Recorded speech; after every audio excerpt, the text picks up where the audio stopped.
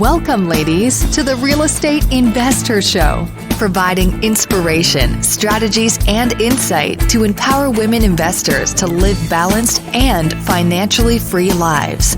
Now, here are your co-hosts, Liz and Andressa.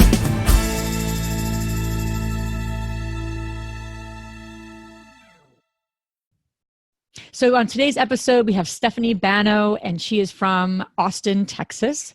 And such a great episode. She just finished her what deal, Andressa? Her first one. Yeah, and I was like, that's awesome. And I just think what's so fascinating with this, and we get a lot of questions from women, is about, going back to that first deal and really breaking it down. So what I loved about this episode on a lot of levels, we went through so many great tips for all of you women about to listen. The one thing she said, and she literally said it throughout the entire episode, was about the importance of building your network before you have a deal. So I just love that. She did it beautifully, and she explains how she did it and who she looked for. And I think that's key. And it's not talked enough about, I think, in the circles of, we talk about the deal. She didn't even say that. She said the network. Exactly. And since that's her first deal and it's so fresh, I can even think about my first one. Like after I gave birth, kind of went away, half of it. But goes out with the kid. Yeah, right.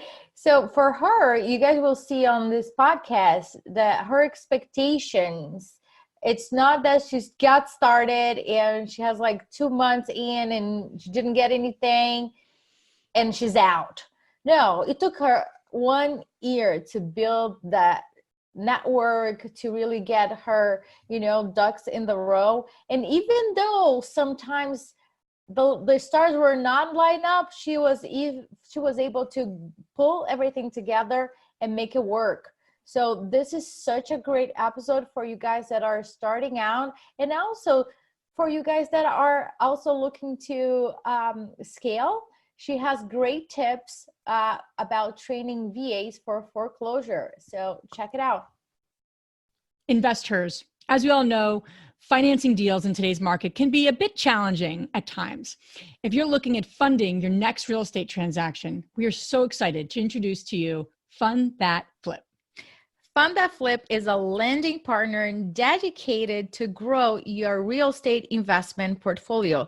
They specialize in fix and flip, buy and hold, new construction, and cash out refi for 1 to 4 units. Ladies, we have known the founder, Matt, and his team for many years now, and we can assure you that their support goes beyond just lending money. They become a true partner. So if you're looking for great terms and reliable service, check out fundthatflip.com/investher. Welcome back, ladies. This is Liz. And this is Andressa. Welcome back to the Real Estate InvestHER Show, where we're on this big mission to support women across the globe to live a financially free life and in a balanced way. And we talk a lot about that, and we're, continually figuring that out, and podcasting and, interviewing these amazing women is one step towards that. So we have Stephanie on our show today. Stephanie, welcome. Thank you. Thank you so much for having me. Stephanie is amazing for a lot of reasons. She's going to talk about her journey today, and she's from Texas, and we're going to get into her story as well in a moment. So we're excited to have her on. But before we do that, love to just briefly connect with all you wonderful women out there and kind of share a little bit about what's up for us, and hopefully add some value to your lives beyond real estate. So Andressa, what is happening? So I want to tell you guys a funny story. So we interviewed Stephanie a couple of months ago, and something happened with her interview. You went to the black hole where all the socks are. So we couldn't find it, but I'm so glad that we did. And why am I talking about this? Like, how does that help you, right? I think sometimes in real estate, some certain things happen and we can't figure out why did that happen. We're just getting upset about that. And once I heard Steve Jobs talking I think it was like a graduation or something like that, and he said that we could connect the dots looking to the future. We only can connect the dots looking back, and then things will make sense. So I'm really happy that we lost Stephanie's interview, because from that point to now, so many things happened. And I am so freaking excited to talk to her about all of those things, because one thing about Stephanie is that she doesn't stop just on her world, right? She's very effective leader as an investor leader in Texas. Her group is almost like 500 people. By now, by the time that we are releasing this interview, she's already probably beyond that. And she's like doing a fundraising, and she just changed jobs, and she's investing in real estate and. So I'm really excited about it. And that's what I want to talk about today. Yeah. So being stay good tight. being good and being not only being okay with it, but actually embracing the things that we can't control and just moving on and looking at what the positive is. And we all know that, you read a million positive thinking books, but then when you're in the midst of it, to be that way is always the harder part, right? We know what to do, but so great reminder.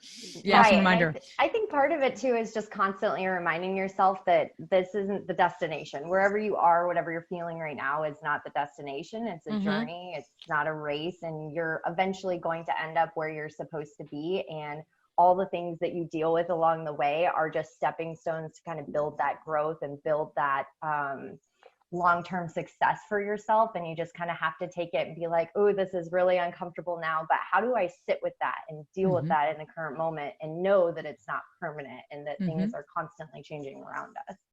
Yeah. Excellent point. Yeah. Excellent point. So without further ado, let's jump into you and your wonderful story. We like to ask the ladies that we interview just kind of what propelled you to get involved in real estate investing. We have a lot of things we can get involved in, but why real estate investing, and how did it really begin for you? So kind of funny story. So I kind of got into real estate by quitting an old job of mine last year. So I left a company last April, was just kind of looking for some personal growth, was looking for some changes in my life. My job had been kind of crazy, kind of hectic, and I got out of it being like, okay, so what's the next big step for me? What's my next plan? And that, when I quit, I was in that situation of being like, ooh, this is super uncomfortable. I'm leaving a job that I've been working 7 years, pretty much right out of college. And what's next? What's the next big thing for me, right? So I ended up attending a real estate investment conference here in Austin. I only had one friend that I knew would even think about going to a conference like this. And fast forward a year later, he's actually my business partner now. But yeah, so we ended up going to this real estate investing conference, and we're listening to these gurus and these TV, show hosts talk about real estate investing and how easy it is. And I'm like, okay, I doubt it's that easy. However, I don't think it's rocket science. I studied environmental chemistry in college. It was super challenging, and I'm not one of those people that are just naturally smart. I really had to work at it. I spent hours in the library on the weekends and the nights. So, looking at real estate investing, I was like, okay, well, I like networking with people, and I don't think it's rocket science. So I think this is something that I can do. So within 3 weeks, I was meeting with now my business partner, and we were talking about, okay, what are the first steps on getting started in real estate investing? So talk to us about the first deal that you guys did together. What were the steps that you took? And we always want to know, like, what are the lessons? Right? Yes. What went right, what went wrong, and what did you learn from that? And for you, Stephanie, this wasn't like 10 years ago, because sometimes I forget, like, oh yeah, I'm like, yeah, I was, I know the city, those kinds of things, but yeah, it's so fresh. And I think getting over that hump is critical. So yeah, excited to hear. Yeah, so we started our LLC back in July of 2018. So we actually closed on our first deal this past summer, so 2019. So it was almost a full year until we actually did a deal. And during that time, we analyzed deals. We networked with realtors, with other wholesalers, with fix and flip investors. I mean, we literally just kind of went after it. Just to kind of get like a solid network around us, because we understood that while we can do all this stuff on our own, it is so critical and so important to obviously have the not only right team set up around you. And when I say team, I mean hard money lenders, realtors, but also mentors and people in the community that are really, that you've built strong relationships with, that you're able to kind of leverage their knowledge to help you get to that next step, right? So our first deal, we were doing some cold calling to a pre-foreclosure list in San Antonio. So I'm actually in Austin. This is in San Antonio. And we got somebody on the phone and they were like, you know what, I'm about to go through foreclosure. I obviously want to stop this foreclosure from happening. What can you do to help us? Well, my business partner, being on the phone call with him, this is our first round of getting somebody that's like, wow, this person's interested. We actually got them on the phone. They're actually engaged with us, but now what do we do? Because we literally have no idea what we're doing at that point. We have people that know what they're doing, but us ourselves, not sure.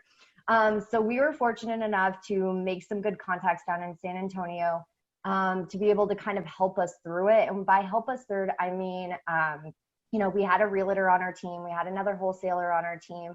But at that point, with how fast, because I think they reached out to us about a week and a half before the foreclosure date. We didn't have time to wait. We didn't have time to necessarily go through every single detail to make sure that the deal lined up for us, right? So we're like, who's the best person we know that's going to be able to help us, not only with the deal itself and making sure that it is actually a deal and able to run the numbers, but also a specialist in pre-foreclosure that understands all the things that happen in order to stop a foreclosure from happening in such a short period of time. So my business partner actually called me. So fast forward probably a couple days from the original phone call, and I get a phone call and it's after work, and I'm like, so what's going on? And he's like, well, we got this house. We're putting it under contract. We need to mail about $6,000 down to San Antonio to this guy named Geraldo. And we're taking on this property. And I'm like, what? I don't have the address. I have none of the numbers. I don't even know this person, Geraldo. I am literally like, where am I sending $6,000? Excuse me, can we back up about 10 steps and can you tell me start to finish how we got to this point? So after talking with him, I was like, okay, I'm going to get on the phone with Geraldo. And I'm going to figure out all these details and kind of take it from here, because I'm very type A, very organization, process driven. So I got on the phone with Geraldo, and he happened to be a admin on a pre-foreclosure group on Facebook in San Antonio. So we were very, very fortunate to be able to basically connect with this person and say, look, we have a distressed seller on the phone. They're going through foreclosure. They have a week and a half. Can you help us? And he was able to jump on the call with the seller, get the property under contract, and move forward from there. So we set up a JV agreement with Geraldo, who's down in San Antonio, that was boots on the ground. The deal was structured that he would be handling the majority of the oversight on the contractors. He obviously was handling the dialogue with the sellers. So the way that the deal was structured was that we paid in a little bit more to have his services, his boots on the ground services done. And then the profit split was 50-50. So yeah, we are very, very fortunate to have such a great partner in San Antonio and kind of have all of this kind of come together as it did. I mean, honestly, there's so many real estate investors out there. We could have totally gotten burned, and knock on wood, it never happens. But the first deal of ours, honestly, we didn't have a lot of issues. It was a cosmetic rehab. It required about $5,000 to $8,000 in actual rehab, so paint, carpet, handyman work. And then it was about, I want to say about $12,000 past due to reinstate it. So yeah, we held it for about a month and a half, got all the cosmetic stuff done, put the property on the MLS. We had 6 offers in 3 days, and then we closed within 30 days. So honestly, it's really fantastic to see, the success of our first deal and how great it all pieced together. And I don't think it would have been that successful if we would have taken on a property like this or any deal without having the right network. Mm-hmm. And granted to say, we didn't know Geraldo before we started working with him, but we had connections in place. We had our kind of confidence of knowing what we're doing to a certain degree to be able to explain to, this investor down in San Antonio, like, hey, we do have a distressed seller. We think it's a good deal. Like, how can we help each other? How can we, help this seller and move forward on this deal? There's so many things I want to break down because you have such a great, there's so many little nuggets here. So let's just take it step by step. Yeah. The pre-foreclosure list. Yes. Where did you get it? How'd you get your hands on it? That directly from the county website. So you went on you didn't have to pay anything then if you went on the county website? Nope. Okay. Good lesson for the ladies listening, because we often think we have to pay all this money, for all these lists. Exactly. And so, your county representatives can be very, very, very helpful. Yeah. So that's a great point. How many calls did you make before the gentleman that you actually found said, yeah, I'd love to talk to you? How many calls? Just out of curiosity. Over the year before we got this property under contract, we probably submitted, it's really not that much, but in our eyes it was, because we were both working full time, and we both had, or he was working full time, I was working kind of full time. So we probably offered maybe over 30 offers on properties between Austin and San Antonio. Yeah. And then, we had gone through processes of losing option money, losing earnest money on other properties that just weren't good fits. We ended up looking at them not being an actual deal and having to walk away from a couple $1,000s. Yeah. But as far as phone calls, I would say maybe 100, 150 to actual distressed sellers. And I can go into a little bit about kind of how we've refined that process now and what we're doing now in order to kind of leverage our time and what we're good at and be able to really maximize how many calls we're making. So before you go there, I just want to dissect a little bit of what you just said before for your first deal, because sometimes I think it's so important to just break down the expectations, right? As you guys heard, Stephanie, she started in 2018 and closed on her first property in 2019. So many calls in between, lost earnest money in between, a lot of things went left, right, sideways, you name it. So I think that sometimes when we get started in real estate, we have the wrong expectations. We feel, I made 2-3 offers. I got cursed by a seller, and it's been 2 months. I'm done. This is not for me. So the thing is, the stars also did not line up, right? It's not that you, Stephanie, you had 2-3 months to analyze this deal and think about it and sit and just think a little bit more about it. No, you had a week and a half. So you gotta make a call. Yep. And the other thing that I want to point out is really leverage. Do you want to eat the entire pie or not eat at all, or have a little piece of it and learn while you're doing it? I think it's so smart. I don't care what was the split, if you made $1 or if you just got the entire, half of the profit. It doesn't really matter the split. On the first deal, what she learned, and now nobody can tell her that she didn't do it. Yep. Is the most difficult thing is to really break that, glass ceiling and say, no, I've done it. I went through the process and went through all of that. One thing that I want to talk to you about is the emotional part of it.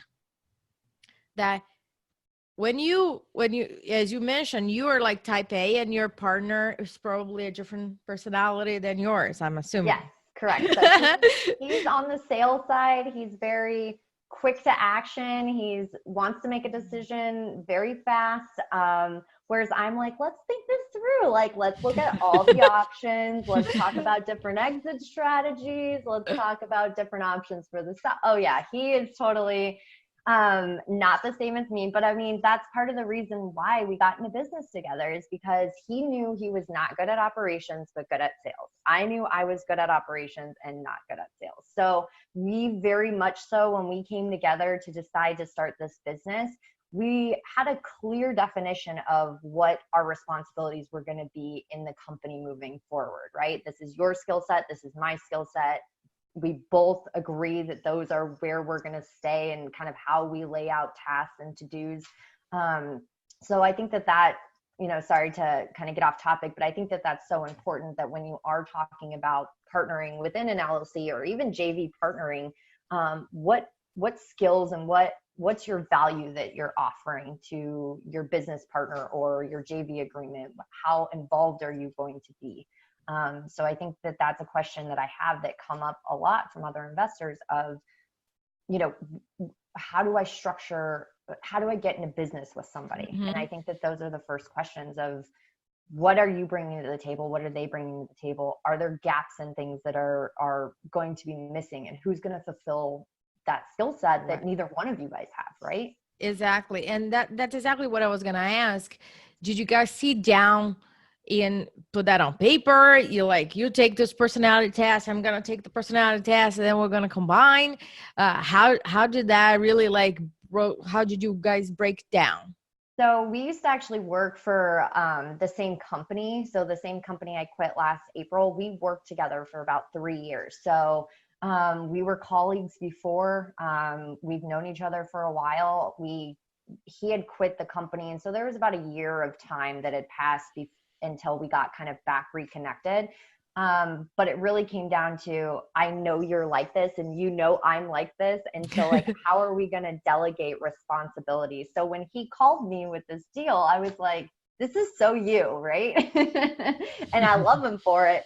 But I was like, okay, let's take a couple of steps back and let me figure out how I can mentally place all this stuff. And part of that is obviously taking control of this portion. So. And did you actually too, when you sat down together, did you map out your strategy, saying, okay, we're going to go down the pre-foreclosure path and we want to flip a property?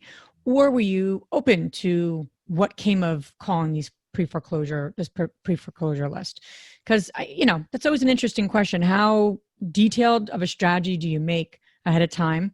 Or do you figure that out once you get the deal underway and say, okay, we can flip this, we can wholesale it, we can hold it as a rental? And you clearly renovated it, very minor, small renovation, and then, which was great, and then you sold it. So did you actually, really flesh that out, the strategy part? So to be honest, no, because we were getting into business together and we literally didn't have a lot of background in real estate investing. We knew about real estate, but we didn't know about the investing side. So I think it goes back to how long it took us to kind of get to our first deal, because we did look at a lot of different avenues. We were, contemplating, okay, so if we send out a batch of mailers to tax liens, what kind of return on investment are we going to get? How many calls are we going to get from mailers? If we call these people that have tax liens, what kind of return on investment or callbacks are we going to get? So we did that. We've also dabbled in the multifamily space. So we've really kind of, taken different turns throughout our journey to this point, and I'm sure it's going to continue to be that way. Sure. Where, if you're looking at a single family house, there are so many different options you have when you're analyzing a deal. So it may be a good wholesale deal because maybe it requires a lot of rehab, and the hard money lender that you're connecting with, or the hard money lenders that you're connecting with, would require you to put down, say, $30,000. Okay, so maybe that's not the best move, is to go through a fix and flip like that. Maybe it's better to wholesale. Maybe it's a good buy and hold property. So I think knowing a little bit about each one of these methods really creates that tool belt for you to be able to analyze a deal and say, hey, this wouldn't work for this, but it would work for this.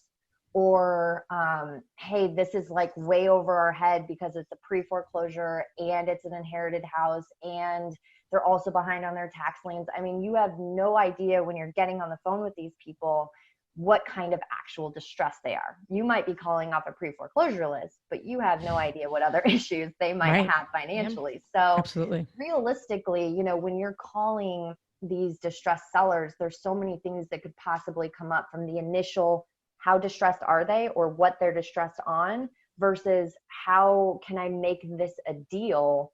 Is it wholesale? Is it fix and flip? Is it buy and hold? Is it, maybe you want to fix, flip it, and then, do like the BRRRR strategy, or maybe you want to bring in a partner. So there's so many different options, and kind of knowing those various different options are going to make it so that you can capitalize on every deal you're able to get, right? Mm-hmm. So you spend all this money or even all this time or a combination of both to be able to actually get these distressed sellers on the phone.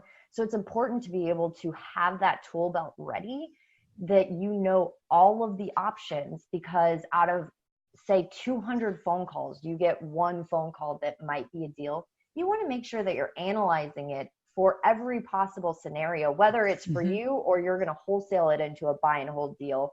It doesn't matter. You just want to make sure that you're looking at it from all the avenues and saying, okay, I'm going to capitalize on every single phone call back I get. Love that. And having your clarity on your financial goals is really important, because all those different strategies all output a different financial goal, right? So buy and hold is going to be more cash flow, right? Hopefully. Buy too high, hopefully, knock on wood, right? Not so much in Austin, but yes, in most markets. Right. Or wholesaling is going to produce a certain check, right? Depending on what you're doing, and then fix and flip, et cetera.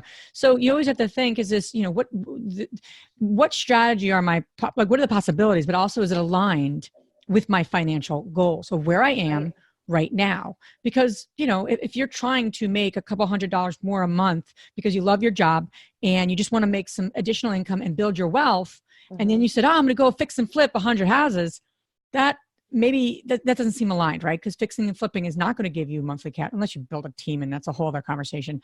But more so, it's not going to give you that kind of rental income because you're not renting the property. I mean, it seems so obvious, but when people are getting started, there's so much they're getting bombarded with all these things. Yep. And I think it's overwhelming. I think it is for a lot of women, certainly a lot of people. But I just want to make that quick point. Distressed sellers, let's go back there, because you said you refined your process. So where did you start? What process did you start with? And then what have you learned through that, first deal, and what you'll be using moving forward? And what, recommendations, ideas can you give the women listening so they can be more effective as well? Yeah, absolutely. And I think that this is there's multiple subjects to discuss, because we're obviously doing, I'm going to call long distance investing. San Antonio is only about an hour and a half from us, but obviously with my business partner and I both working full-time jobs, that is long distance, right? Yeah. You're going to have to carve out a Saturday or Sunday if you want to drive down there.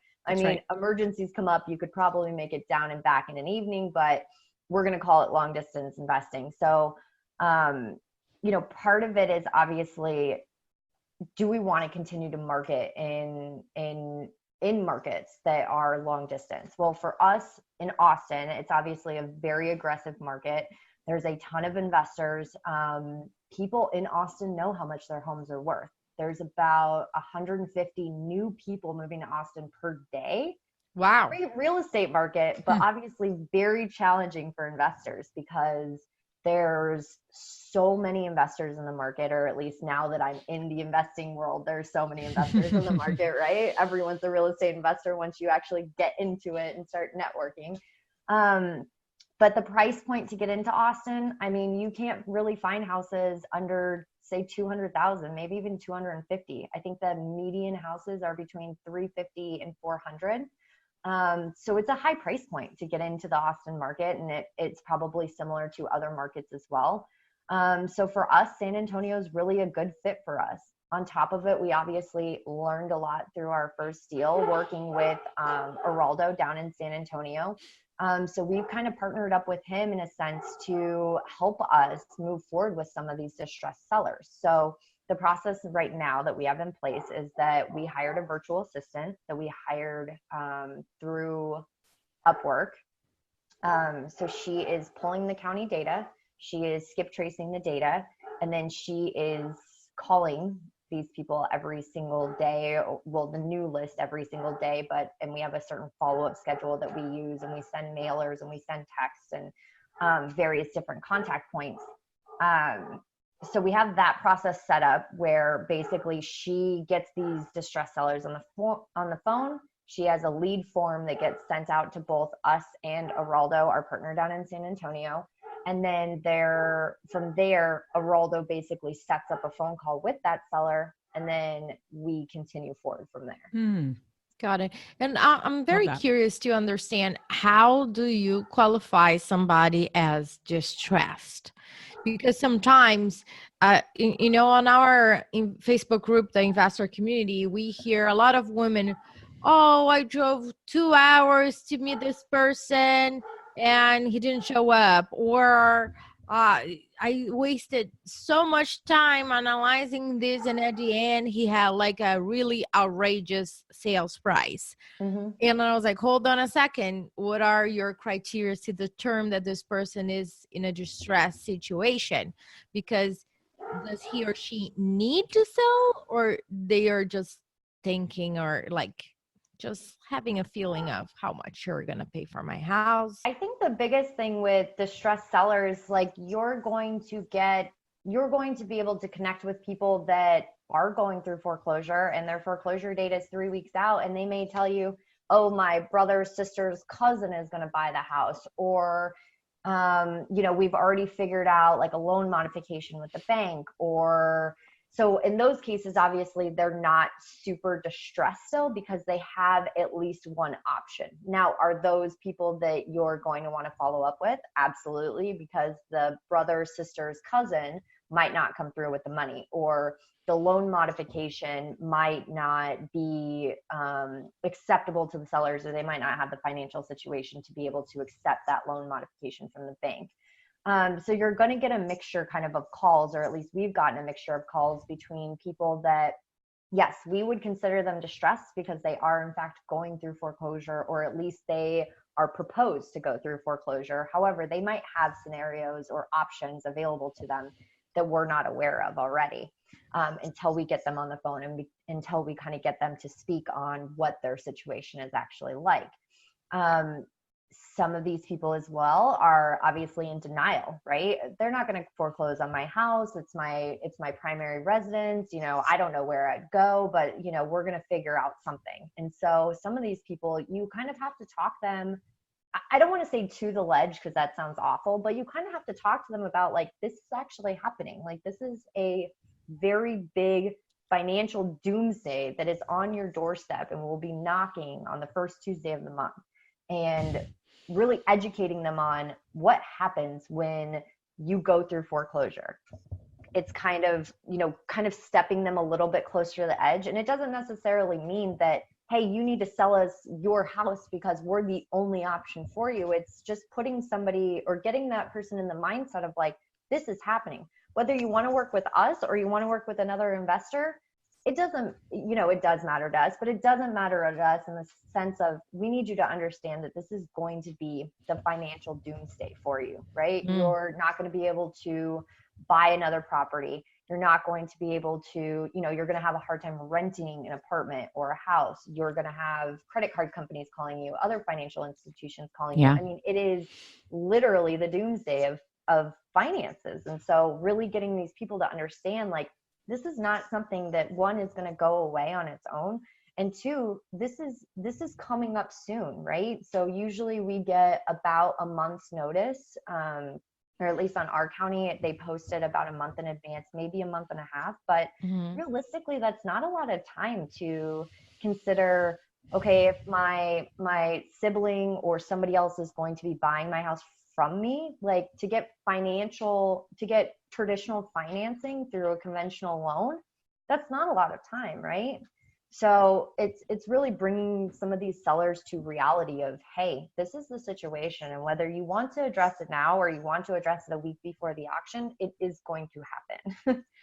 So I think that that's part of it, is like getting on the phone with these distressed sellers and understanding really what's going on in their lives that are causing them to be financially stressed, and then being able to provide options to them. And again, it doesn't necessarily have to be with us. Maybe it's as simple as, have you tried calling the bank and doing a loan modification?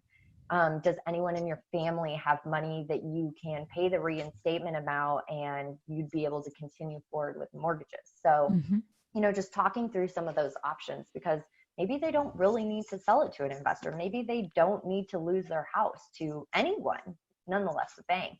But it's really about just having that part of you that actually genuinely cares about what happens with that seller as you're talking through their financial situations and their stresses and kind of what's going on in their lives to cause them to get to this point. Yeah. And it's so important, right? So you're actually taking interest in them. That's true customer service. And ultimately you're serving them to support them or go with you or go with someone else, but you're providing education. And I think when you're really in that quote unquote sales role, right? We have our sales hat on. Sales is service, in my opinion. I used to do a lot of selling and I'm like, I'm doing service. I'm in service. That's how I felt. And that it felt good to me to be in service. It didn't always feel good to like, I have this widget, buy it if you need it or not. That's not to me effective sales, actually. Right. So you sound like you're doing such a great job of that education. Now, I'm curious, how did you train your VA to ask those questions, right? Because that's a high level conversation, right? I get a distressed homeowner on that phone. This isn't like, what's your name? How much do you owe? Can we meet with you? Like, and if I'm a homeowner, I'm like, whoa, okay, I don't know if I want to meet with these people. The way you're talking, Stephanie, I want to talk to Stephanie. Right. You know what you're talking. You have their best interest in mind. You want to be of service and see if this thing is a fit. So how did you get a VA to have those higher level, I think, conversations, a script, training? Did they have experience? Like, how did you find that person? Yeah, so I guess I would say I'm very lucky to have this virtual assistant, Veronica. She lives in El Salvador. She's fantastic. Love her. Don't hire her. We're about to move her up to full time. Everybody's on Upwork right now. Veronica and El Salvador. Yeah. So she actually has about 3 years of experience cold calling distressed sellers. Wow, okay. She primarily worked off of FSBOs and vacant properties. Great. So we've kind of had to change her mindset a little bit to pre-foreclosures and ultimately subject twos. So subject to the existing mortgage. Those are things that like I sit down and take time to go over with her. Hey, we're calling pre-foreclosures. And instead of asking them, how much do you want for your property? Dig into their financial information about how much is left on the mortgage, what their mortgage payments are like every month. Because in our situation, we don't have $250,000 cash to go take over a home and be able to close on it in 3 days. For us, we're leveraging not only our knowledge, but our network too. If it did come down to we need $250,000 cash to buy this home, then we would have a network to help us. But we don't want to set up the conversation where, hey, we have cash, here's the price, let us know. We're more so like, let's understand your situation. Is there a situation where we can actually take over your mortgage, or we can take over your property subject to the existing mortgage? So really what we're concerned about is obviously just paying off the reinstatement amount and then any rehab that's needed. So yes, while it takes money to obviously pay off a reinstatement amount, especially if they're very past due, it's a much easier entry point for investors that don't have $250,000 sitting in their bank account or the network to be able to make that happen as well.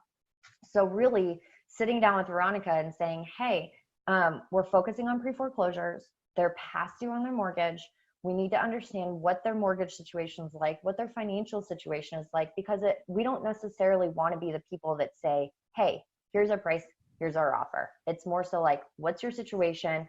How can we, in our limited situation with financials, help you, right? So I'm very fortunate enough to obviously have a VA that goes above and beyond. So when I'm talking to her about pre-foreclosures or subject twos, she's actually going on YouTube, on podcasts, and learning about this stuff to be able to apply it to our business. So we're very fortunate to have her kind of that go-getter personality. Also on top of it, I have Araldo down in San Antonio, who's also fantastic, very, very knowledgeable, that has obviously helped coach me, in turn helped coach her. So again, it kind of goes back to the source of talking with Araldo saying, hey, we're going after these pre-foreclosures. We want to continue to do business with you. And we know about pre-foreclosures. How does that script go? How do you, formulate these calls, and how do you have, good ROI on these phone calls, or you're able to close these deals? And the conversation goes, Stephanie, first and foremost, you're trying to help somebody. So you have to be authentic in understanding their situation, what they're going through, understanding all the bits and pieces on, how much they're past due, can they make the payments, what's going on, and then be able to have all these different resources at your fingertips to be like, well, you can try this, you can try that. And those are all things that I'm learning along with our virtual assistant. So Araldo's kind of teaching me. I'm also reading stuff online, listening to podcasts, and then turning it over and saying, okay, Veronica, this is the stuff that I understand about it.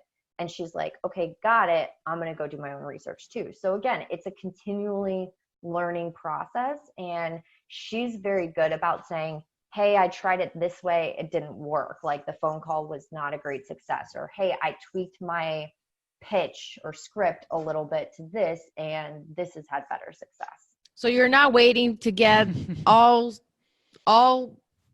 correct to get started, or all your knowledge. Let me read 100 books and let me just get all the knowledge about. Right? It's so important. It's so important what you're saying, Stephanie, because we'll always be learning. We'll always be growing. There's really not ever a point where I learn things all the time, and we've been doing, certain investing for many years, and I learned something and I'm like, whoa, I didn't realize that. So it's a continual process. I love that way of being, because if we all had that way of being, it wouldn't take so long to get started. So it's like this. I love that, because you need to know enough. Yeah. But then you need to get into it as well. And then you're going to learn, and then you're going to teach the VA. I love that process. Yeah. And I think honestly, Liz, it goes back to like the great network that we've built over the past year before we even did our first deal. We had good resources in place where we could reach out to somebody on a Facebook pre-foreclosure group on Facebook and say, this is what I got, and can you help us? He can go online and look, okay, they have a website, they have, a bunch of people that they're connected with on Facebook that are real estate investors. They're also a part of the real estate InvestHER community. There's a lot of things. Yeah, there's a lot of things that, for him to come into business with us and vice versa, we already kind of had that foundation of like, we're in this, we're in the market, we're in the community, we know people. We're not just, hey, we started this yesterday, and hey, we got this foreclosure seller on the phone.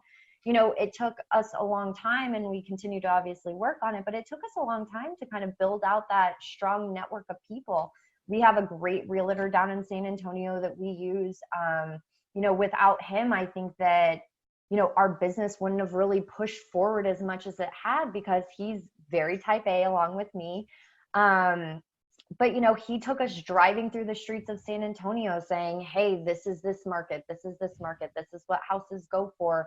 And this is why San Antonio might be a better price point for you guys over investing in Austin.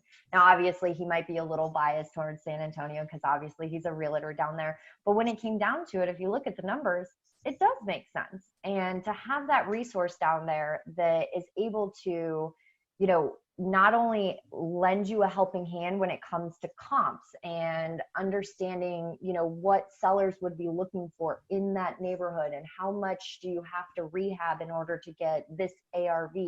I mean, that information is completely priceless, right?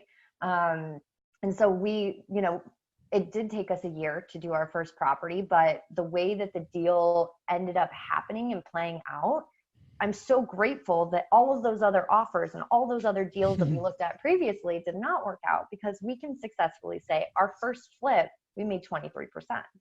And that's, I think a lot of investors are like, wow, that's so great. I only made 1,000 or I made 2,000. It's like, but the learning process during that is the priceless point, right? Exactly. But luckily, we didn't have to necessarily learn through fire in our first deal because we'd already built up such a strong network prior to. Awesome. So now you and your partner are full-time, have a full-time job, and Yep. are continue growing your real estate investing. You know, all what we are all about in this community is really empowering women to live a financially free and balanced life. So the balance for you, how does that look like now? So the balance for me is really understanding kind of what my objectives are and why I'm doing it. So I think a lot of these coaching programs, a lot of books that you pick up on real estate investing, they talk about what's your why, right? So if your why is I want to spend time with my kids, or I want to be able to vacation anywhere at any time on a moment's notice, that's your why, that's your drive. However, if you are spending most of your time only working, you're going to get distracted from what your why is, because you're going to be so ingrained in what's going on a day-to-day basis. You're going to forget why you're doing this, and you're going to get burnt out real quickly. So I think the biggest thing for me and how I set my goals for the week or goals for the day is just taking one small step, right? So maybe you have, today I want to find a company that does mailers, or today I want to post on Upwork a job description of what we're looking for a virtual assistant, or today I need to make 10 calls and by the end of the month I want to do one offer. So it's really making sure that you're taking care of, hey, these are my to-dos, but you're also not letting those to-dos take away from the fact of why you're doing it. If you're having to skip out on your whys, so spending time with your family or taking that weekend vacation, maybe it's not a week in France, but it's a weekend in, Wimberley, Texas, to the wine country, those are the little things that are going to keep you energized, right? While you're kind of in this thick of trying to figure things out. It's really understanding that, everyone has so many things going on a certain day. What's one small step you can do today, or one small step you can do this week that gets you that much closer to what your end goal is, and obviously fulfilling your why. But again, if it's taking away from your why, and you're not getting to enjoy time with your kids because you're working all the time, or you're not getting to take, a vacation every couple months or whatever, you're going to quickly lose momentum for those little things that you have to do on a daily or weekly basis. I love that. I think that I've never heard the why explained that way. And I'm thinking about what you're saying. I mean, obviously, why are we doing this? What's that burning desire we all have? And I think that's critical, and something that I've connected with many moons ago when I was goal setting. But then to keep that on a daily basis in your life and actually have, to kind of do some of that why, so to speak, in a small way, to keep it fresh, to keep it inspiring you. I think that's a great point. I think that's an excellent point, because if not, if it's like I'm doing all this for, creating a legacy for my kids, and then you're not spending any time with your kids, right? Mm-hmm. That could feel unbalanced. That's not going to feel balanced, and how do you fit it all in, right? So I love that. Yeah, and obviously, you're going to have certain things you have to compromise on, but I think overall keeping that picture in mind that, like, hey, I do have to miss soccer practice tonight, but I am for sure carving out 3 hours on Saturday to go to the soccer game. Right. So of course there's going to be a balance there too, but I think that it's so important for us ladies that we have so many things going on a daily and weekly and monthly basis, and it just kind of gets overwhelming at times on all the stuff that you have going on. So you really have to look at it and say, how do I prioritize the things in my life? Why am I doing the things that are keeping me busy? Do I even need to be doing them, first and foremost? And two, are these things that are keeping me busy, are they help fueling my why, or are they taking away from my why? Yeah. Great question. We can keep going on this path for another hour. So we'll have to do part 2, stage 2, but great insight, both from a mindset perspective, but also from just how did you get your first deal done? So thanks for all your great insight. Stephanie, where can the women listening learn more about you, the business you've created at your fueling every day? So where can they connect with you? Yeah, so we have a website, Yellow Dog Property, it's singular.com. You can also email me or call me. I'm also obviously an organizer for the Austin InvestHER Meetup. So if you're in the Austin area at all, generally speaking, feel free to come and see us. We have obviously the Facebook group for our local chapter. That has my contact information as well as all the guest speaker presentations that we've done in the past. So yeah, find me on Facebook. We have a website. I'm obviously on the Meetup app. I'm very active on the Meetup app under the Austin, Texas InvestHER Meetup. That's awesome. And we are so fortunate to have you as one of our leaders, and you're very active in terms of how can we grow a community, not just in Austin, but in the entire country. So we're really appreciative of all your efforts. So for you guys that are listening, all of this great information you can find on our show notes. And now we're going to transition to our fabulous 3 questions. And the first one, Stephanie, is: what is the most powerful and transformational book you have ever read? So to be honest, I'm not a huge reader, but I have been actively forcing myself to read more, hoping to make it a daily habit, at least 30 minutes a day, whether that's on a lunch break, before work, after work, or, any downtime that I have.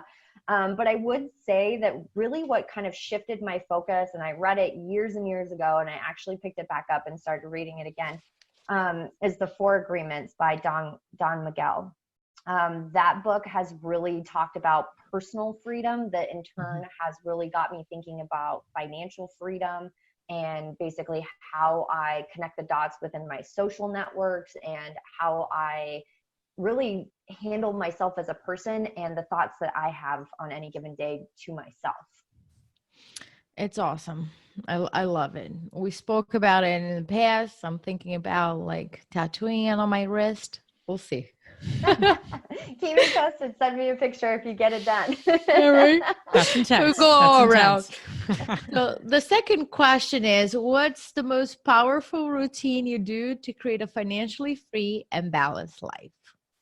For me, it's going to yoga. So I've been practicing yoga for about 2.5 years now. I did go through teacher training. I am certified. I don't actually teach because I love practicing. I don't know if I love teaching people to practice yoga.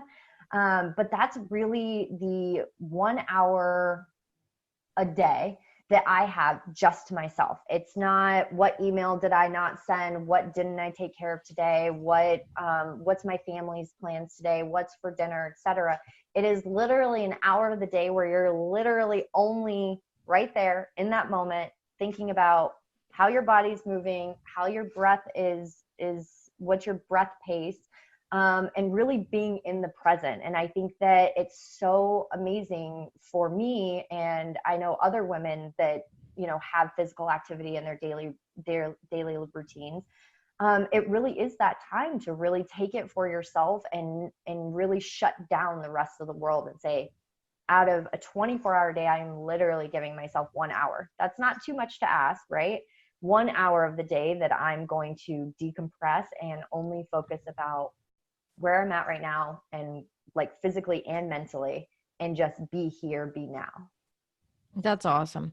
And the last question is: which women, famous or not, has inspired you the most?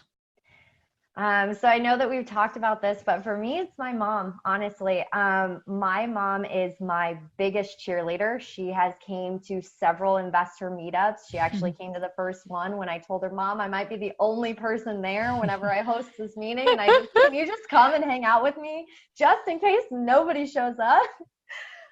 But she has been fantastic. I mean, she's been in real estate for most of her life. She's never been on the investing side, but she's been in real estate. And for me, it's just been so amazing to have somebody so supportive. I'm not married, so I don't have a spouse that kind of gives me that daily encouragement of like, you got this, we're going to keep moving forward. What do you need help with? For me, that's my mom. And to be honest, it's just so I'm so grateful to have her, and I'm so grateful that she wants to be a part of this journey with me. Super. I'm so glad she came with you for that first meeting. So tell her thank you for us. Stephanie, thank you so much for being on our show today. Thank you for being you, and excited to have you back on, and excited to get to Austin at some point. So yes, please come visit.